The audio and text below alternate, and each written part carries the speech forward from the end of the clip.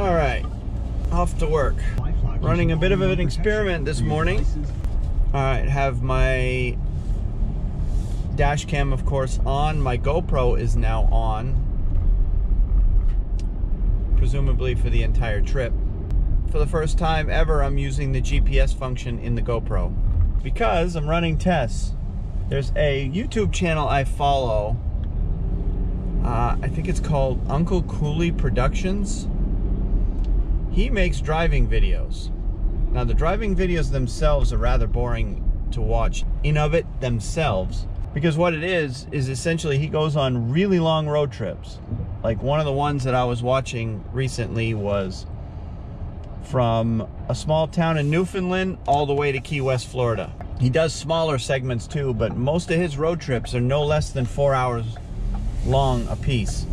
These road trips, he records them using a Garmin branded action camera. So similar to a GoPro, but it's Garmin. And of course the Garmin tracks GPS as well. So I tried to take, and of course that Garmin has software that comes with that camera that allows you to put the telemetry from the GPS overlaid on top of the video, and that's what he does. So it's kind of interesting where you can kind of see how that works. They claim you can use that with any camera with GPS capabilities.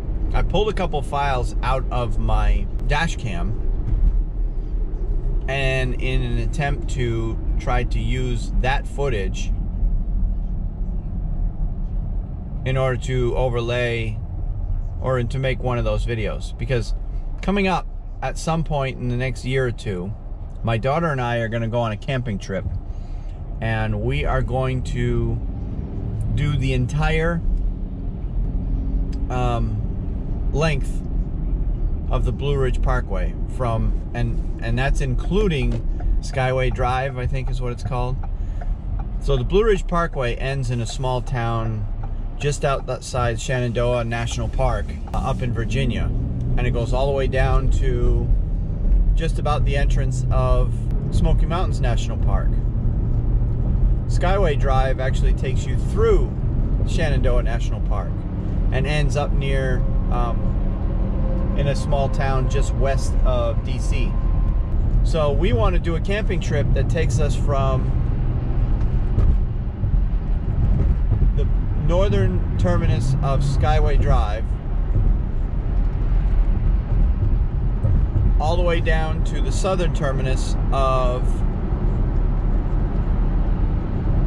the Blue Ridge Parkway, and including the drive through Smoky Mountains National Park.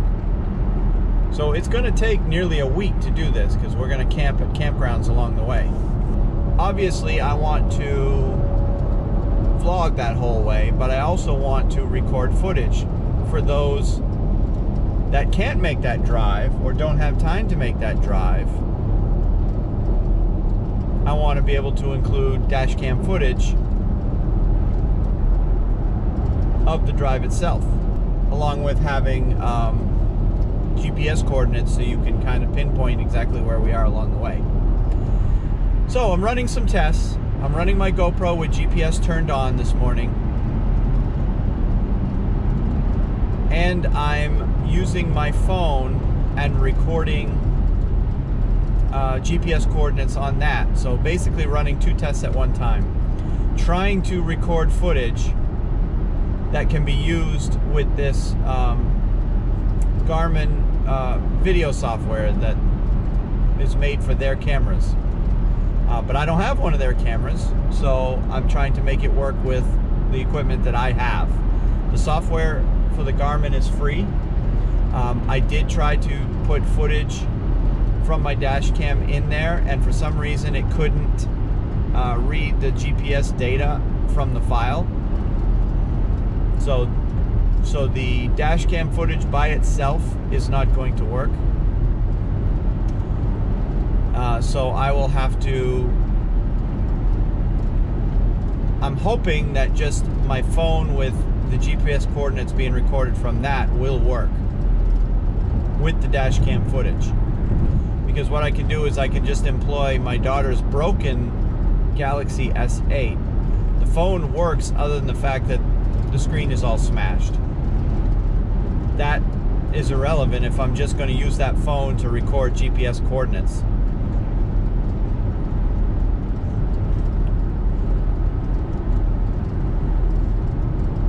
And for that matter, the phone doesn't even need to be activated, although I will potentially activate it as a spare phone for a trip like that. So that's what I'm doing this morning on my commute, is running a couple of tests. I have tomorrow off. I'll be able to analyze the data and determine which will work best.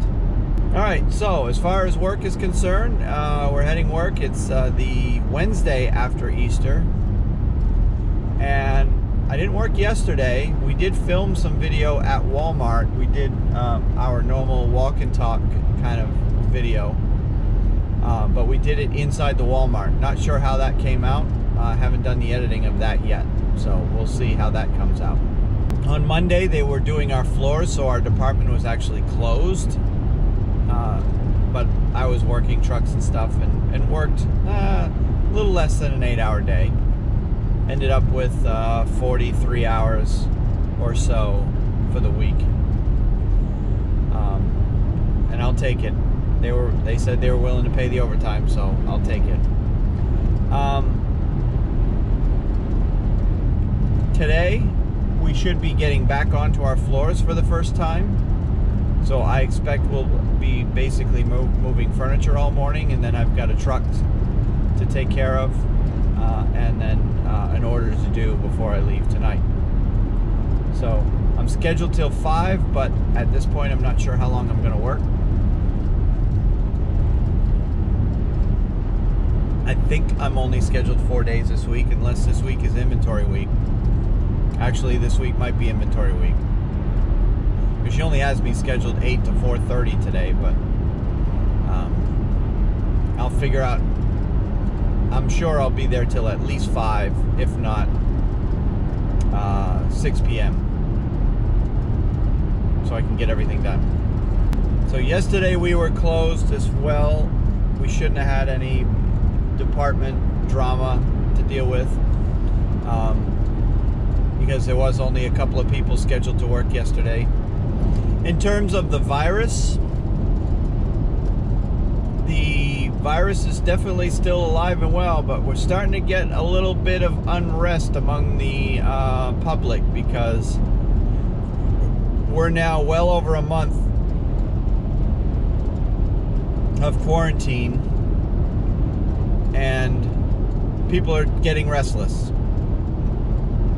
There was a protest yesterday in Raleigh, just outside the State House, where a bunch of, they claim to be bipartisan members of the public, but it was 90% Republican, conservative types, were protesting outside wanting to reopen North Carolina.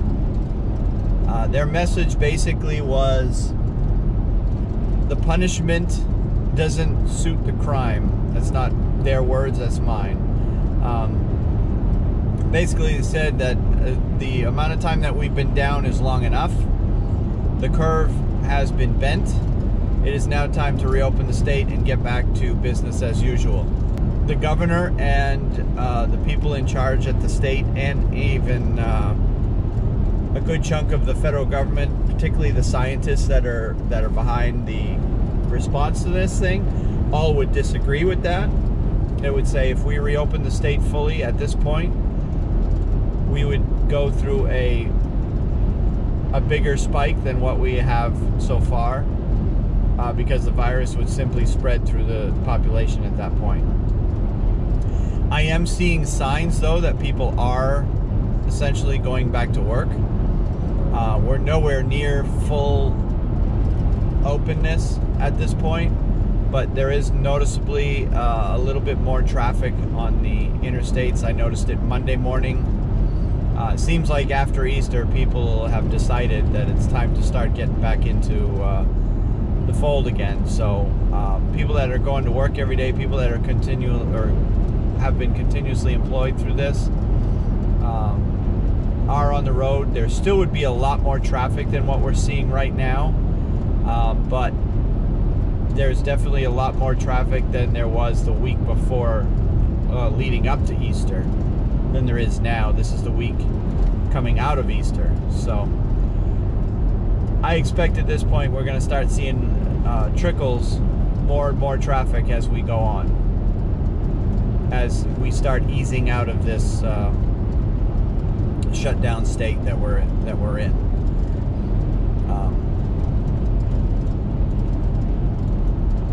I personally think that if people who come out and about want to wear masks to protect themselves, or whatever stuff that they feel they need to protect themselves, I think that's fine. I personally have made the choice not to wear a mask at work, only because I don't want to take a disposable mask that could be used for a doctor or a nurse or someone working in the healthcare industry that really, really needs it, especially given that we're short masks nationwide. So until we solve our nationwide mask shortage issue, I really don't want to wear one for that reason. And I've tried the homemade masks that people have made. We have one woman that normally does sampling for us. She's made a bunch of masks for everybody in the store, anybody who wants one, out of cloth. And I've tried one of hers on, and they are extremely warm and hard to breathe. And I get it, that's the point. But that's one thing to wear it for an hour while you're in the store visiting as a customer. It's completely different when you have to wear it 8 to 10 hours a day, every single day, 5 days a week, or 40 hours a week for that matter. So the other option is a disposable one, and those two are not comfortable to wear. I just feel that's great if the customers want to wear a mask when they're in the store. As a customer, you're only in the store for an hour tops. That's a small, very small bit of time to wear one. But to wear one 8 to 10 hours a day is definitely not worth the risk of potentially getting it, given that I don't have any underlying health conditions. And I'm doing all the other things to keep from getting it. I'm washing my hands at least 3 to 4 times an hour while I'm there. Anytime I feel like I need to touch my face, I stop what I'm doing, I go wash my hands before I touch my face. And then after I wash my hands, I touch my face and then go back to doing whatever. Because obviously we all got a itch every once in a while that needs to be scratched, so. But I try to make sure I'm washing my hands. So anyway, that's in a nutshell where we stand on virus.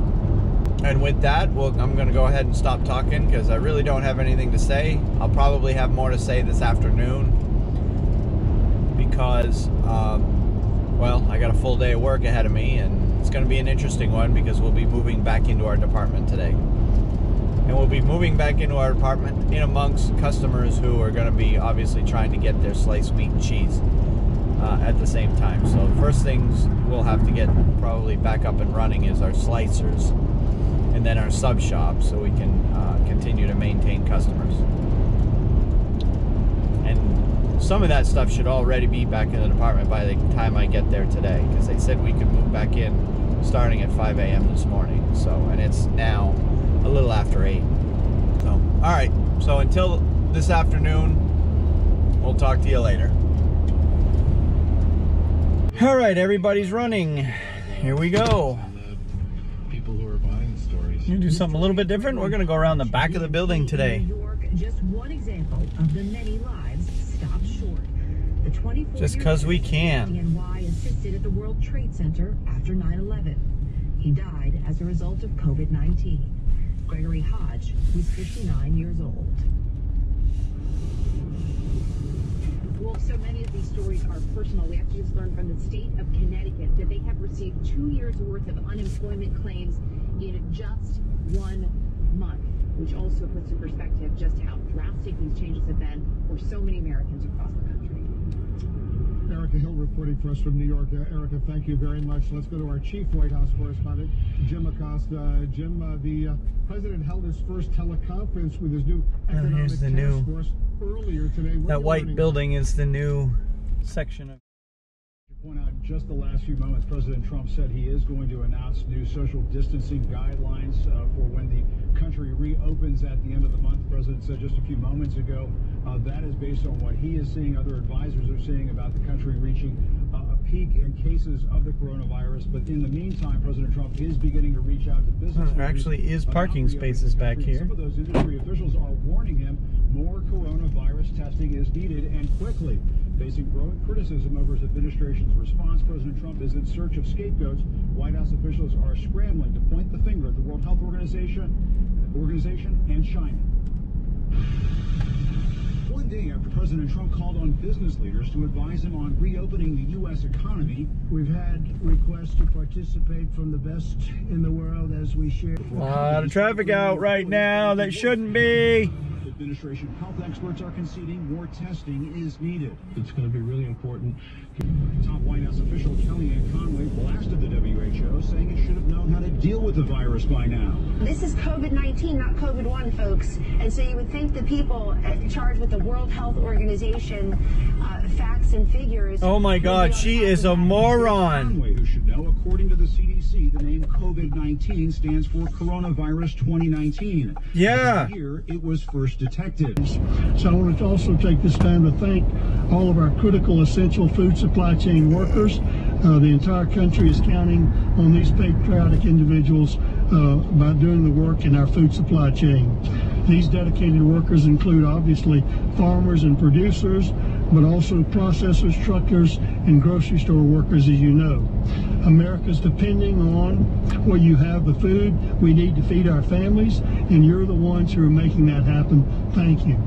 As an entire nation, we're truly thankful for the work you're doing, and we recognize that you are the true patriotic heroes during this national emergency, along with our healthcare workers. So before I sign off here, Mr. President, I want to remind you and all of us of one more thing. In the United States, we have plenty of food for all of our citizens. I want to be clear. The bare store shelves that you may see in some cities in the country are a demand issue, not a supply issue. The way food is prepared and packaged to be sold in a restaurant or a school is significantly different than the way it's packaged for you to buy in the grocery store. Our supply chain is sophisticated, efficient, integrated, and synchronized, and it's taken us a few days to relocate the misalignment between institutional settings and grocery settings. But that does not mean that we don't have enough food in this country to feed the American people. You might think of it as an interstate when it's flowing along well, and you have a crash in one place, it backs up, and that's what's happened in the food supply chain. We're working through that. And through all this, our food supply chain has proven to be very resilient, just like the American people. To the extent we have challenges, we have and continue to need to work through it all together, and we can and we will get through this with a whole of American approach, Mr. President, and a critical partnership between state and local health officials, a management of companies, and the employees, and we will meet any challenges we face by working together. Thank you, sir, for the opportunity. Thank you very much, All right, well, I gotta say some things before I end this video. So a couple of things that have happened today. First and foremost, I got to work and noticed right away that every single employee in my department was wearing a face mask. Most of the employees around the store were wearing face masks. And it was promptly told to me that wearing a face mask is no longer an option for us. They are asking us to wear a face mask. Although I don't think anyone's going to get fired over it if they refuse to do so. But they're asking that all of us wear face masks in food prep areas, which I get it. You don't want possible, you know, just talking to your co-workers to have the virus end up on the food. Get it. I understand that. But they're also asking us to wear a face mask when we're on the sales floor. I'm not sure I entirely agree with it, but I'm going to do it because I've got to set an example for the people under me. I guess it is what it is. So they have issued us a face mask, and we need to wear them as long as we have a supply of them. Secondly, notice today a sharp rise in people that are out and about and in our store.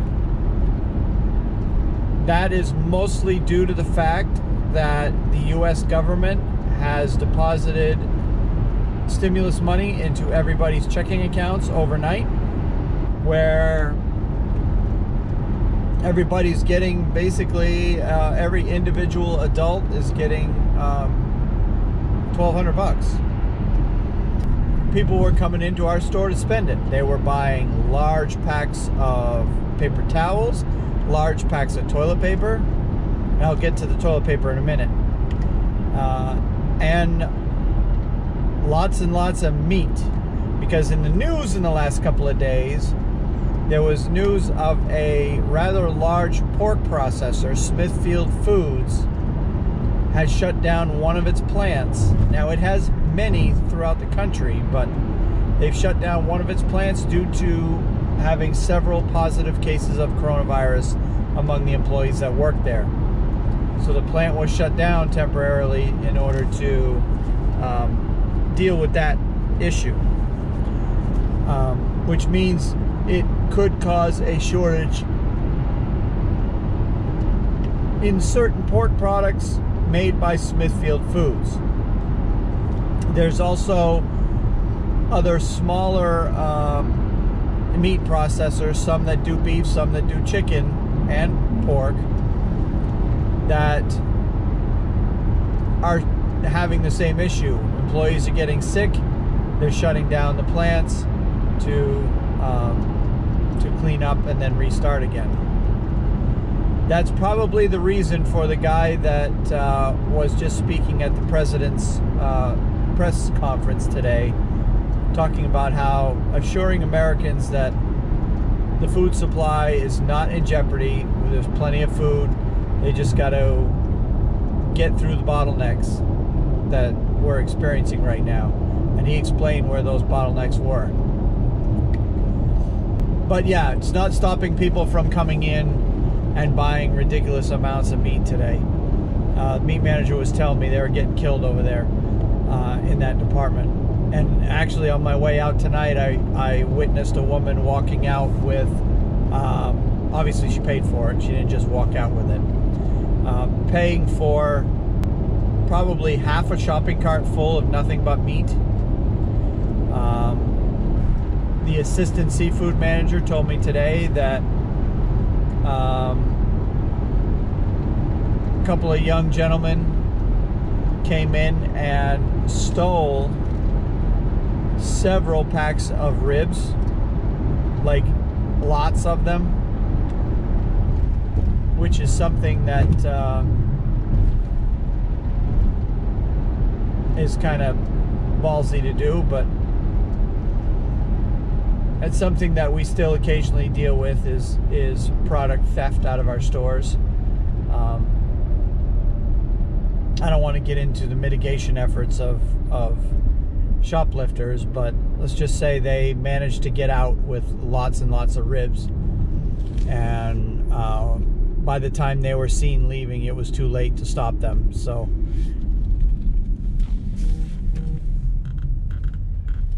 because one thing that they don't have us do is go out into the parking lot after them. Too many people have gotten killed by shoplifters who turn and and use weapons against people trying to stop them. So generally, once they're out of the building, all we do is try to identify their vehicle and turn that over to the authorities. So I guess I'll just wrap up this video. All right, see you in the next one. We're having ourselves a little nightly walk. It's cold. It's very cold tonight. I just looked at the thermometer before we came out. It says 44 degrees right now in our neighborhood. Last week it was like 70 or 80. This is North Carolina. It's not supposed to be 44 degrees in North Carolina in April. But we can do a demonstration. Ooh, we'll do a demonstration when we get down to the big intersection when we have plenty of light. You know how they talk about, what do they talk about moisture mist. Oh yeah. As possible ways to transmit the virus. I've been wanting to demonstrate that, but you need cold air. Yeah. Well, we have cold air. Okay, we've got plenty of cold air to do that now. So we'll demonstrate when we get down in the cold air. Hopefully the camera will pick it up. I know it won't here because it's dark out. But they say that it can transmit, what's the term they use? Not moisture pellets, but Suspended particles. Suspended water moisture particles, or suspended water particles, or whatever. And I've always interpreted that, and they've never come out, I've never seen anyone come out and say it. The breath of somebody near you is enough to transmit the virus. That's how easily transmitted this thing is. Yeah, which is hard to think about when you're, if you're like native to North Carolina and you don't really have a whole lot of experience with super cold weather. But me, a native of Maine, half the year you're spent like walking through clouds of your Vermont, own breath. I'm used to seeing people's breaths 6 months out of the year. Yeah. Besides that little demonstration we got to do tonight, let's talk about a couple things. Yeah. Number one, I am now in a workspace that requires face masks. Got them now? Yep. We've had them, but they haven't required us to use them, and now all of a sudden something's changed. That now they're requiring us to wear them. Yeah, other grocery stores are starting to require them, and people are looking around going, well, what are you doing? There are some places that are requiring it. I had heard today, and I don't know how true it is, that the state of Maryland, the entire state, is requiring all of its citizens, if you're out in public, to wear a mask. I don't know how true that is. I haven't looked up that data to be sure.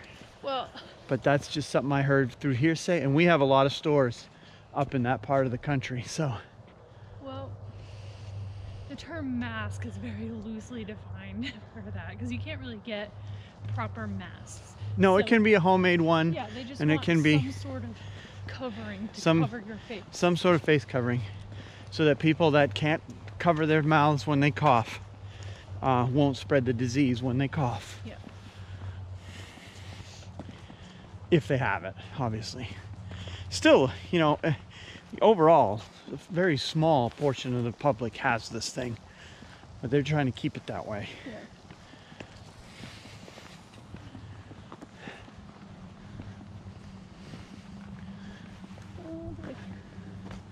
So yeah, that's happening. Yeah. And the masks they have us handed out are straight from China, because the box that comes in has no English writing on it. Really? I'm talking the cardboard box that several cases of these things have. There is some English writing on the individual boxes that have, you know, the colored print, and you know, they come, I think, 100 to a box. Yeah. The individual boxes have both Chinese and English writing on it, but the box, the cardboard box that comes, you know, 20 of these, 20 of these little boxes inside, has almost no English writing on it. We thought the box, when it first came in, belonged to Sushi, because a lot of their products that they order from Asian markets. Right, come from Asian markets and have either Japanese writing on it or Chinese writing or Korean, you know, basically non-English characters. Stuff. Yeah. So we thought it belonged to them. We opened the box and saw it was all face masks. That's a big one. What is it? Little caterpillar. Oh. So we saw that the face masks were all well, it was a box full of face masks. They're like, oh, that must be our shipment of face masks that they told us were coming. So, yeah. Yeah. They started dealing out face shields at my work. We had already been doing face masks for a while. But now we have like full-on face shields. Yep. I don't have one, but I don't think a whole lot of team members opted for it either. Yeah. I think it's just going to take them telling us that we have to have it for us to actually use it. Yeah. Face shield is very inconvenient. It's not a PPE that a lot of, I think, grocery store workers use, and it's kind of cumbersome. And she's going to do that zigzag through the poles. No, she ain't. All right, here we are in the light. Let's get across over here and we'll do our demonstration. Helps that the air is rather humid right now too, even though it's really chilly. All right, so I don't know if you can see it, but Caitlin is walking, and of course she's breathing, and you can see her breath, right? Now what they're saying as suspended water droplets as being a possible potential carrier. She breathes out like that, and you can see the breath. Actually, if I point at the light, you should be able to see it with the camera. If someone were to walk through that little cloud of mist right there, and she's got coronavirus, you could potentially catch it by breathing in those particles. Now, right now, we can see those particles. Okay, that's enough. Right now, you get the point. Right now, you can see the particles because it's cold out. And of course, I grew up in a cold weather climate. She was a child when we lived up there, so she's not as in tune to it as I am. But I remember it. But she remembers it. Yeah. When you walk outside in the cold like that, as you're walking, this cloud of mist is coming out and going behind you, right? And it's a lot easier to see the colder it gets. Right. So, yeah, and when it gets really cold, you can see even a better cloud. Yeah. Well, I have been... Seriously? Continue. All right. I have been of the mindset since all this started that there's an old saying that in auto racing. Remember Dale Earnhardt? Sure. Okay. I know it's kind of weird. Well, Dale Earnhardt was a master at the restrictor plate races, the races at both Talladega and Daytona. He was always really good at those two particular tracks. And one of the things that you got to be good at is kind of anticipating the wind currents that come off the cars. And they used to say, the other drivers used to say that Dale Earnhardt could literally see the air coming off the cars. So this is, in a sense, kind of similar to that, where you actually, in the cold weather, you actually can see the air. But my mindset since all this has started is I'm actually picturing that cloud coming off of other people around me, both, you know, out and about in public and at work. So I have literally been walking around since all this started, avoiding walking directly behind other people that I don't know, because, you know, it's a potential they had the virus. So if I happen to walk behind them, they breathe out, I breathe in that mist that you can't see at room temperature, but it's still there. I could essentially catch the virus from them. So that's kind of been my mindset since all this has started. And so far it's worked, because to my best of knowledge, I have not caught this thing yet. So I don't know that I will or not, but because I still don't believe that the mask completely protects me. Oh yeah, no. I know for sure that it doesn't protect me very well, because when I had it on today and I would walk past the fryer, the chicken fryer. Oh, sorry. I would walk past the fryer and I could literally smell the chicken frying as I walk past it. Yeah, and I can And I've smell got the things mask through covering my mask, face. too. So if I can smell stuff frying in the fryer, that means some of that air is getting through. And which means if the air is contaminated with the virus, I'm still breathing it in and I can still catch it. And they've been saying that all along, that the mask isn't there to protect me from getting it. The mask is there to protect me or protect others from getting it from me. Yeah. Because if I cough or sneeze while wearing the mask, those particles will be trapped by the mask, and or at least 90% of them will be. Yeah. And I won't be sending those out into the air for others to breathe in. So that's our little demonstration. I know, very long-winded demonstration, but it is nonetheless. Yeah. So it's been a few days since we've done these walks. What are the sort of updates Whew, man. that have been going on? It's cold. Well, yeah. Geez, less than a week ago. Tornado. Less than a week ago, we had 80-degree weather doing this walk at this time of night. It's like, what, 10 o'clock? After 10 o'clock Yeah, now? it's like 10:30, 11. Yeah. So it's late doing the walk, yeah. But it is cold tonight, holy cow. Yeah, we had a tornado, what's today, Wednesday? Yeah. Monday morning. Yep. We thought we were gonna get hit because we're watching the news. Well, first of all, my alarm goes off at 6 o'clock in the morning. And at 6:05, all of our phones in the house start going, you know, the warning, right? Alarm. Yeah. So everybody's up. So I immediately turn on my TV to check in the local news. They're already obviously on the air because they've been watching this thing come in from the west. Yeah. And it was basically entering, we're in the western part of the outskirts of the viewing area. More deer in there? Thought I heard them. We're in the most western part of the viewing area of our TV station out of Raleigh, and so they were already covering it.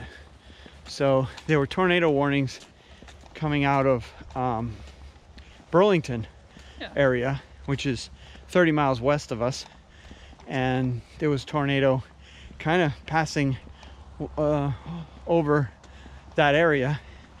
And so we're watching that. Well, everything was heading northeast. I'm like, okay, well, we're good, because if that one's due west of us now and it's heading northeast, it can't possibly hit our town. It'll miss just. And then a few minutes later, they started saying, oh, we've got another one developing down near Siler City, which is actually a town about southwest of us, and it's heading in a northeasterly direction. And my wife and I were like, uh-oh. And then they started drawing the potential path, and they're basically drawing the line right through our neighborhood as a potential pass for this thing. So that's when we got up.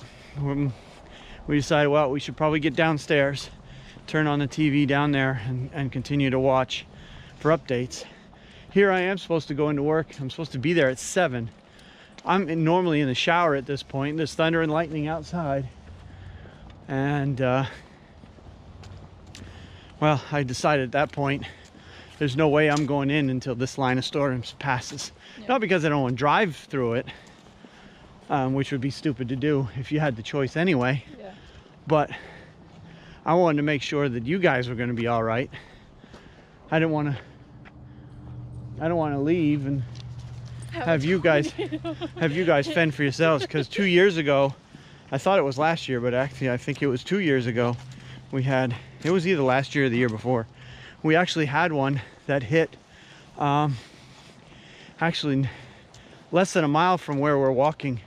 If you continue walking in this direction, it actually hit the neighborhood over here. So wait, you mean the one that took out a bunch of trees? yeah, that way? by the hospital. Yeah, it came out over here too. No, that one was just like a couple of months ago, wasn't it? No. It was last year or the year before. About the same time of year, springtime. Yeah. So that one was actually closer to our house than the one that hit on Monday. But yeah, because it took the out difference, a bunch of trees along the highway. Yeah. But the difference is, I was at work when that one came. And I think Mom was home. You were at school. So I think Mom was home and I think Cameron was home for that one. And they may have been home too for spring break. And they weren't even watching the news. Their phones lit up, but they didn't they didn't react to it. They just kind of, whatever. Yeah. Little do they know. Went right over our heads, probably literally. I think I measured it, that the closest it got where the tornado was actually still on the ground ripping up trees was 2 miles away. Yeah. It was that close. Well, this one on Monday, I was more nervous about this one because it was on the ground. They were showing debris. They have a part of their radar system. They can actually show debris.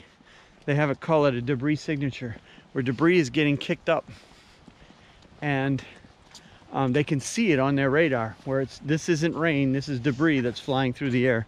So trees and whatnot. And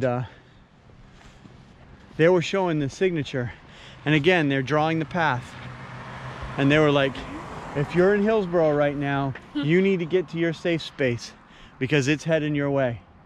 And they're showing it, and it was moving at 60 miles an hour, and at this point it was only about 10, maybe 15 miles away at this point.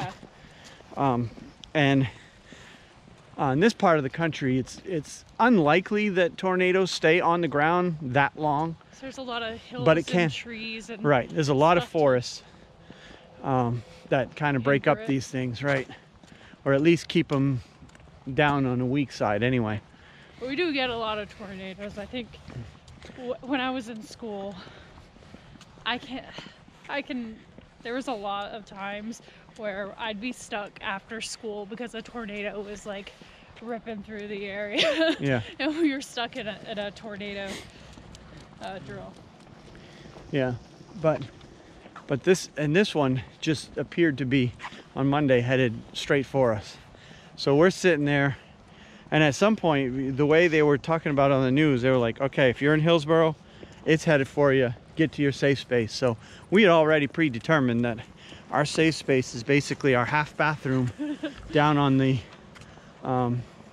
lower level of our house. It's a tight squeeze.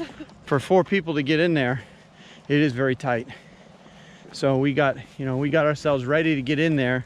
We didn't all 4 get in because I stayed outside just to keep an eye on the radio, and I had the radio on and I had the TV on. Yeah. So we were just monitoring in it, and then all of a sudden they basically reported, oh, it appears this thing's dissipating. It fizzled out. So, and the line of storms did come through, produced some straight line winds, but nothing that did any damage to our house. So as far as I'm concerned, we dodged a bullet. And about 2 days later, I went back and looked at the National Weather Service, because when stuff like that happens, when there's a confirmed tornado, because there was debris flying in the air, they go out and actually do the research. Survey, look at the damage, and determine, was it a tornado or was it just a windstorm or whatever. And they did confirm that it was an EF2 tornado, I believe. The baby. And it was on the ground for a little over 5 miles, but it fizzled out about 10 miles from our house. So yeah, we had that on Monday. to start off the day. And I ended after they said that it dissipated and kind of broke up. After the line of storms came through, because we were watching the weather radar, it was basically a bright red line stretching from northeast to southwest, and it was just traveling east at a pretty fast rate of speed. After that line came through, that's when I basically finished getting ready for work and went off to work, because after that point, deer. Oh, she was running after him. She's going after the deer. So I was wondering why she was running. After that point,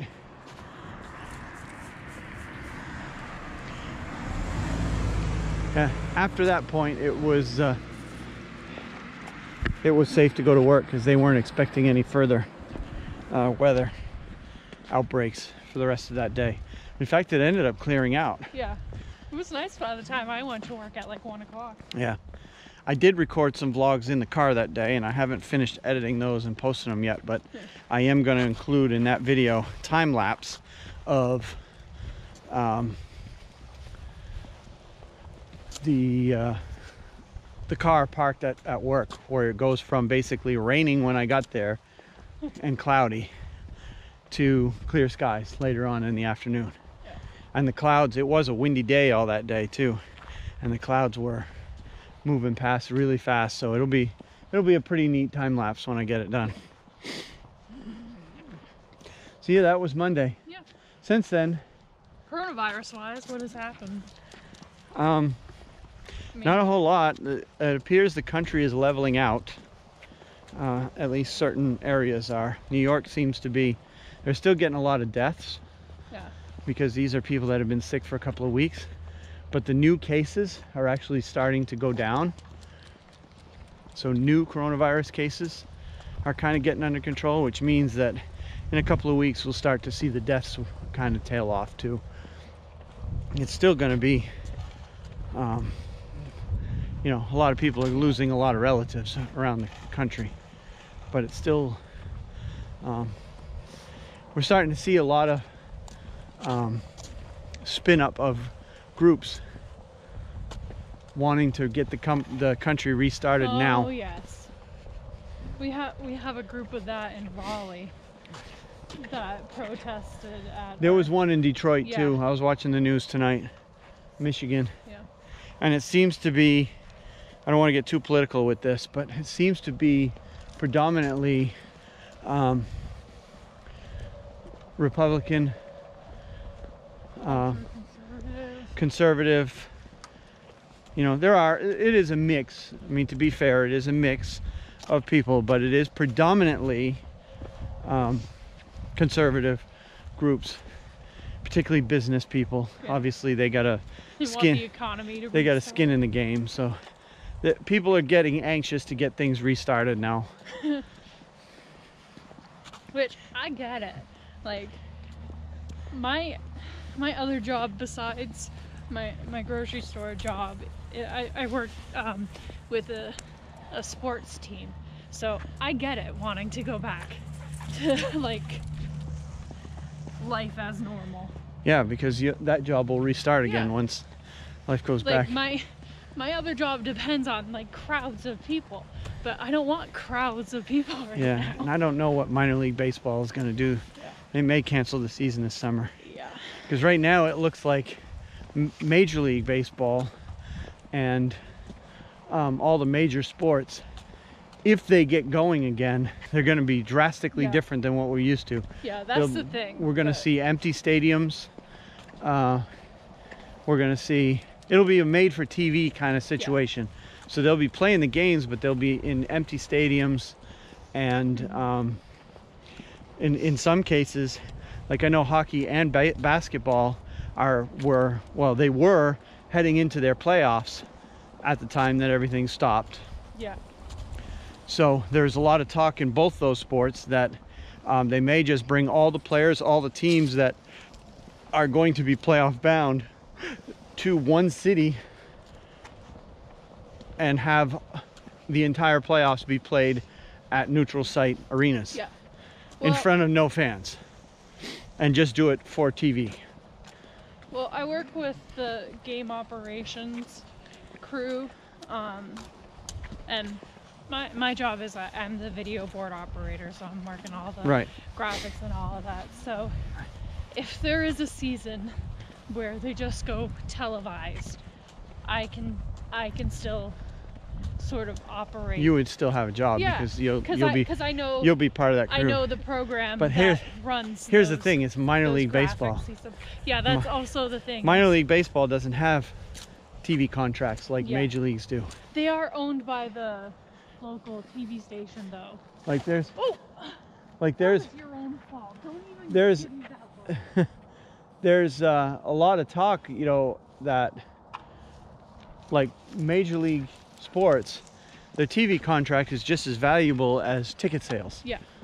But you've got a sport in minor league baseball where ticket sales is pretty much their biggest revenue source, other than the advertising inside the stadium. Yeah. Either way, they need people in the stadium in order to play the games. So I'm thinking if it goes that route, I still don't think your season is going to start up. Yeah. They're not going to. They might end up canceling completely the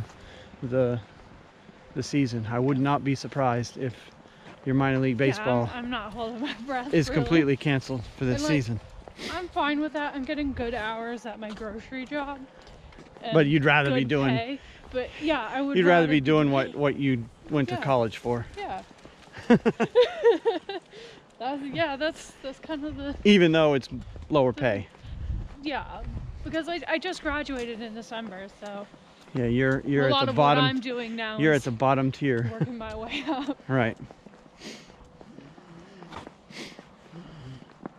But yeah, you do want to start working your way up. Yeah. So. I tried some bad time to get into sports broadcasting. Yeah, you did. Well. Not great. Hopefully the whole country learns a big lesson from all this. Yeah. That obviously they didn't learn from the 1918 Spanish flu epidemic. Your hands.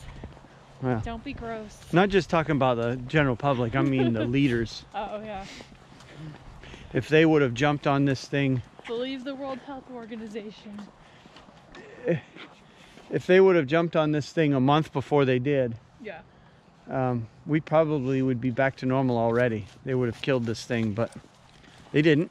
And here we are. Here we are, learning a lesson that someone else learned 100 years ago. Right. So, yeah.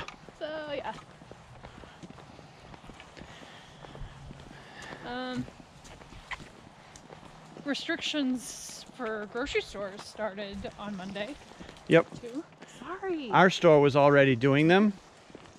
Yeah.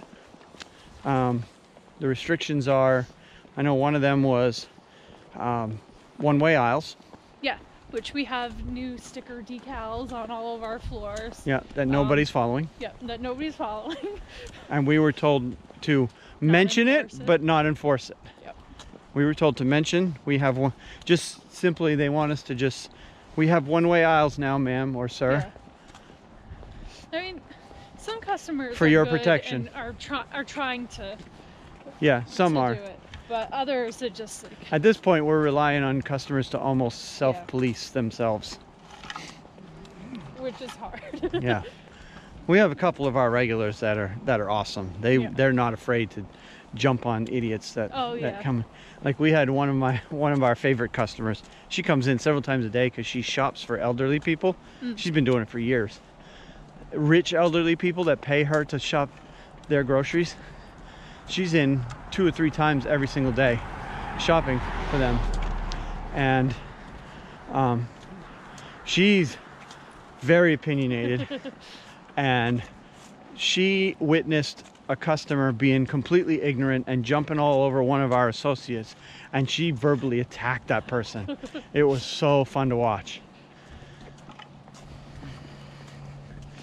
So she told them that they needed to basically lighten the f up. Not to say it in too finer point. She didn't say those words, but that was basically the general gist. Give these people a break. Right. They're here in your home. Right. So I'm hearing reports from other stores. I haven't witnessed it myself. Customers berating associates for not wearing a mask. Oh yeah, that's happened at our store too. Yeah. Like some people in my department. Yeah, where I'm hearing it is from Durham. About about customers coming up to them. What a surprise. Before it was mandatory to wear masks. People live in housing projects complaining that associates aren't wearing masks. Well, don't get me started on that one. My store's in a pretty wealthy area, and well, the stores I'm hearing from aren't in a wealthy area. I haven't seen any of that at our store, and now they're asking us all to wear masks, and I think it has partly to do with some of our stores are in parts of the country that are requiring all people when you go out in public to wear a mask. So they're just making it universal to make right. it easier. Oh, she's running. And I think there's some, probably they're getting a lot of calls at our corporate office, probably from customers complaining that we're not wearing masks. So I think there's some of that too. Other than that, it's been pretty typical week. I have noticed, I don't know if you have, but Monday and Tuesday and Wednesday today, a noticeable increase in the amount of traffic out and about. So I think people are definitely getting cabin fever. A pre-coronavirus rush hour when I left work at 6 today. Yeah. It was pretty bad. Well, I think today is because the stimulus checks. The stimulus checks came. But nothing's open, so where are they going? Everybody who has direct deposit got their money today. Or most everybody got their money today. So we saw a lot in our store of people just stocking up on, like literally stocking up. Yeah. I witnessed one woman walking out with a cart full of meat. She had nothing but meat in her cart. Well, that also had to have been $200-300 worth of meat in her cart. That also goes back to like the Smithfield plant being closed. Well, yeah, news of that. So you got the stimulus checks hitting today. You got the big Smithfield plant out in South Dakota that is closed because it had like something like 600 people. Yeah. Because it's 200 or 600, I don't know. And they produce a pretty significant portion of the pork products in this country. Yeah. They had a lot of coronavirus cases in those workers. Yep. So you combine those two things and you've got basically what will probably be a Panic shopping number 2. Panic shopping, yeah. Toilet paper 2.0, basically. Yeah. Except this week it's going to be a run on meat. Yeah. That's what I fully expect. And it started today. Oh yeah, we have people calling in asking for Smithfield this or that. Yep. And we carry a lot of Smithfield products in our stores too. But Smithfield is known mostly for their pork. Yeah, there was a lady just before I left looking for a spiral cut ham. Yep. Smithfield, which we didn't have, but I don't know if that's related. Yeah. Or they just don't have them. Hams aren't. Well, it's the end of the day. Hams are this time of year with Easter. Yeah. We sold a lot of hams for Easter, but not. And we're starting to get big orders again too. We had an order today. They wanted enough fried chicken to feed 50 people. I told the associate if they call it, because the associate said they didn't actually place the order, they were just calling for pricing. I told the associate if they call back, we have a right to refuse orders of that size. Yeah. Because we would know that they're planning a gathering that is more than 10 that is people. against the stay-at-home order. The stay-at-home order that is in place right now. And there is something in our company that says that we are not going to accept large orders at this time. Yeah. But we've stopped taking special orders too. But we haven't stopped taking special orders altogether. But they told us not to take large orders. Yeah. But they left it gray like that. They didn't say, okay, orders for, you know, X amount of dollars or X amount of food. Yeah. They didn't specify. They just said large orders. Up to manager discretion. Right. So, in my opinion, enough fried chicken for 50 people is When they specifically say enough fried chicken for 50 people, that is definitely above what I'm comfortable with. But I know probably the people above me would say, go ahead and take the order. We need the sales. But you know, that's the balance that we got to have. Which orders are you willing to take? Right. What risks are you willing Right. to turn a 'Cause blind eye they to? say it's not our job to police that stuff and all that. I mean, if it were my business, I would say no. No, I'm not going to be party to your large gathering that is clearly against the stay-at-home order. Yeah. 'Cause if that ends up in the news and your company's tied to like catering that, I'm not, no, it's not even that. I want people to follow the objective. It's just so we can get this behind us. And anybody who's having large gatherings is contributing to the spread and prolonging this whole ordeal that we're all going through. If we want to end this thing, we've got to end this thing the right way and not have big gatherings. So that's just my personal feeling on that. But I'm not going to be the one that will ultimately refuse the order. Number one, because I won't be there when they call back. Someone else will.